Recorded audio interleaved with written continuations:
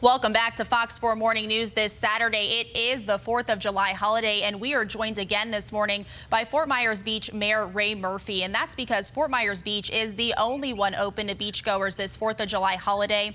And that's despite closures on Florida's East Coast. So we saw places like Broward, Miami-Dade, and Palm Beach decide to close their beaches because of such high case counts of COVID-19. Even here locally, and in response to that, Collier County deciding that they would modify hours and parking. We saw limited parking also on Sanibel. So we're going to bring the town's mayor in again. And Mayor, it's so great to have you. I want to talk to you specifically about the parking again, because this is something you've been vocal about that really could have made a difference for Fort Myers Beach, right?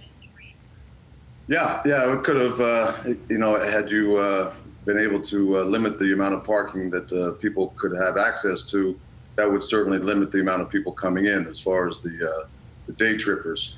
You know, the hotels and all the other resorts and such were they were already filled up, so or had as many reservations as they chose to take. So we could have handled those people very easily and not had any difficulties whatsoever. But it's the day trippers, you know, the ones that are coming out that pour in, that complicates the picture. So by eliminating the parking, that's what we were trying to do, but apparently no one else felt the same way as I did. Yeah, and we saw the town of Fort Myers Beach. They were the only ones, in fact, because Collier County decided that you can't park there and go to the beach during the limited hours it is open unless you have a beach parking pass, whether it's the county or city of Naples parking pass. Sanibel, again, deciding to do the same thing. But there is that fear, like you said, of visitors flocking to the island today. One thing the town did decide to do is to make that mask mandate. And so you're going to have to wear a mask if you go to any of the businesses on the island.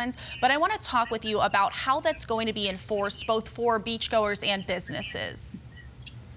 Well, it'll be enforced by our code enforcement people. They're called BASE, and also by the Lee County Sheriff's Office, the deputies. So I mean, if there's something blatant going on where people are not wearing their masks and so forth, I mean, someone.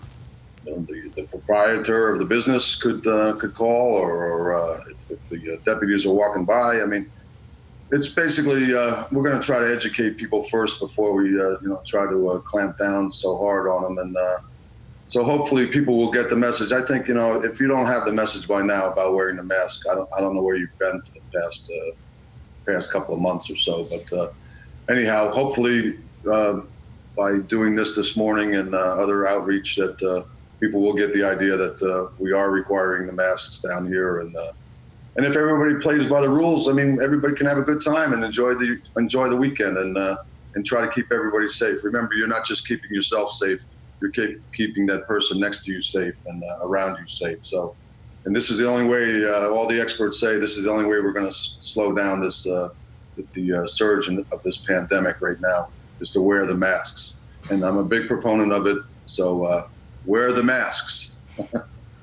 And Mayor, I'll just add to that, because as far as fines are concerned this morning, you should know that as a beachgoer, if you are caught by law enforcement not wearing the mask, you could face a $50 fine. That fine is even steeper for the businesses not complying and is up to $500. So certainly something you want to keep in mind the 4th of July holiday. Mayor, thank you again so much for joining us. You have a great 4th of July.